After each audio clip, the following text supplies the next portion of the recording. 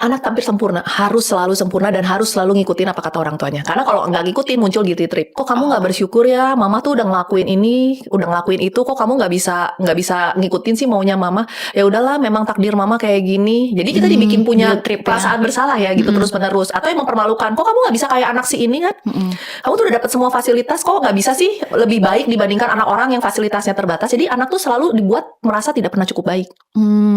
Itu menarik banget yang bagian guilt trip, karena saya juga pernah baca itu ya mungkin di sosial media ketika misalnya anaknya melakukan kesalahan atau mungkin memiliki opini, kemudian diberi kata-katanya tuh kan udah digedein, susah payah, udah ngasih semuanya, atau misalnya ini udah susah-susah ngegedein kok jadi begini sih endingnya gitu ya. Jadi kan itu kata-kata yang mungkin nyes ya, memang mungkin banyak ya, memang pengorbanan seorang orang tua untuk anak tuh banyak, tetapi ketika kata-kata seperti itu keluar bagi anak itu kan juga ada luka ya. Nah, menurut dokter bagaimana tanggapannya kalau ada orang tua yang memberikan kata-kata guilt trip seperti itu ya, yang mengkilas balikan pengorbanan yang sudah diberikan ke anaknya tapi jadi membuat anak merasa terpojok Kiki? Nah, kalau mengingatkan sih sebenarnya nggak apa-apa sih, Kak Sabrina. Sebenarnya yang paling penting tuh kita mengingatkan dia untuk tahu bahwa apa yang dia dapat hari ini tuh pengorbanan orang.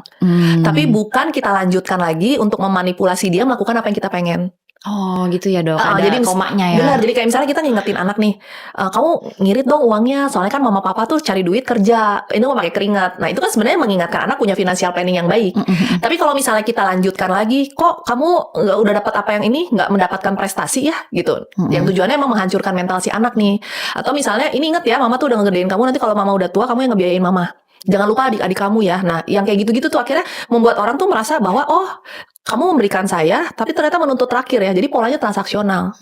Dan kalau punya anak dua, jangan dibandingkan anak satu sama anak dua. Nah ini sering banget di pola narsisistiknya ada yang namanya scapegoat sama golden horse kan. Oh ya, jadi itu, anak nih, yang anak emas banget, kalau dia ngelakuin kesalahan juga kesalahan anak yang satunya lagi nih yang nggak ngingetin. Tapi ada anak yang satunya lagi itu seakan-akan kayak anak tiri gitu. Jadi polanya sangat ekstrim karena yang satu menjadi sumber yang disalahin, yang dituntut harus paling bertanggung jawab. Nah yang golden horse ini mau ngelakuin kesalahan juga nggak masalah. Nanti emaknya yang bantuin beres-beres masalah.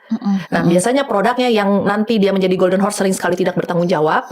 Sementara anak yang satu lagi yang jadi scapegoat nih yang punya masalah mental karena dia yang selalu ngeberesin masalah lain di keluarganya.